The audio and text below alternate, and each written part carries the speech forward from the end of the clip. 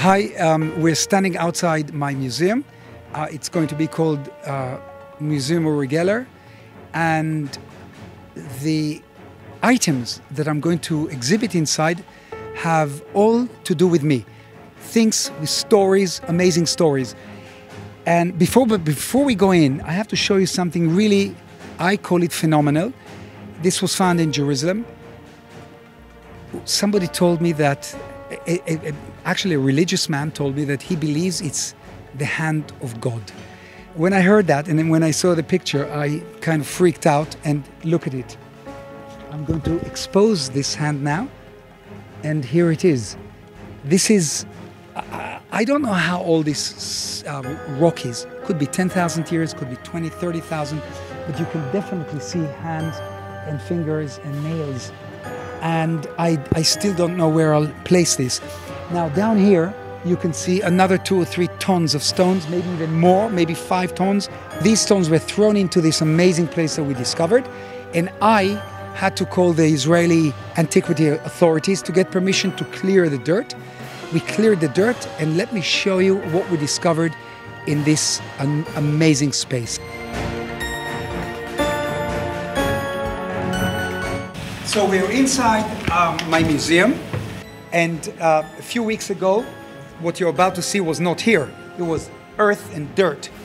And psychically, I felt that there's something under the floor, under this dirt and rubble.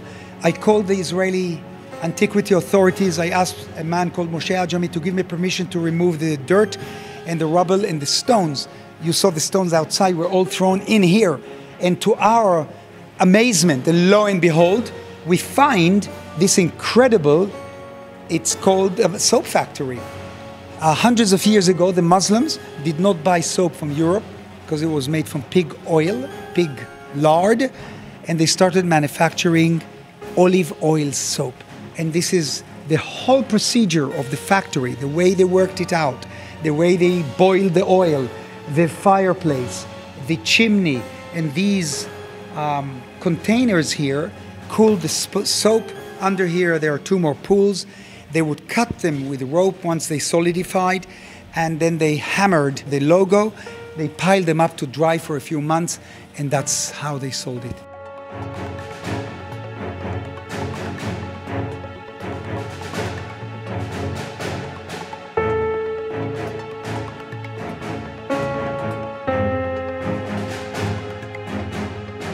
You saw this amazing excavation. Tell us about the museum. The museum is going to be very eclectic, very different, very strange, maybe even weird, bizarre, because I have collected gifts from very famous people and very artistic people, like Salvador Dali gave me sculptures.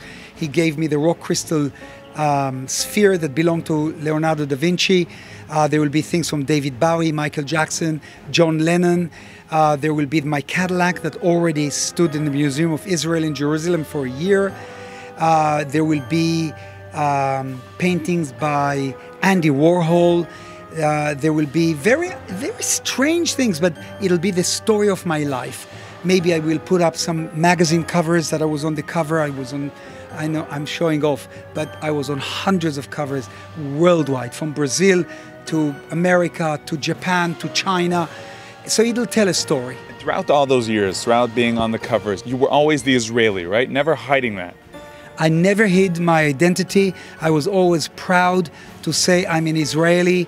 I would say I was a subliminal shagrir, which means I was like a diplomat, like a person that glorifies Israel, although I lived outside the country.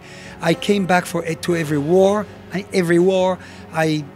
Last war I was in the south with the troops. A war before that in Lebanon, I drove with our car behind the tanks into Lebanon. I'm a peaceful person. I have lots of Arab friends. As you can see, the museum will be, the name of the museum is in Hebrew, in Arabic, and in English. And I pray for peace, and I believe there will be long-lasting peace very soon. You came back to us, you came back to Israel around 2 years ago. What brought you back? You know, every Israeli, when they leave, there is a burning candle in the deep, dark corners of their heart that that they will come back. Israel is a magnet. Israel is an energetic magnet, a spiritual magnet, a cosmic magnet. Come on, the Bible, Moses, the pyramids, Egypt, you know, everything is here, Jerusalem. So there is something that drew me back. By the way, what's very interesting is the many times I visited Israel, in overseas, I'm a runner, so I run 10 miles, you know, every day. In Israel, I can run 20 miles because I'm soaking up the energy of Israel. So there's not only a spiritual energy, but there's also something physical here. The people brought me back. Your grandparents built me.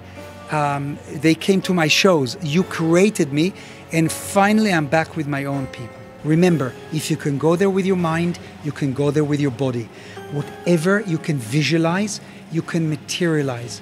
If you can go there with your mind, you can go there with your body, because you're the architects of your own lives. Remember that. From Old Jaffa, from the future Uri Geller Museum, I'm sending you love and positive energy.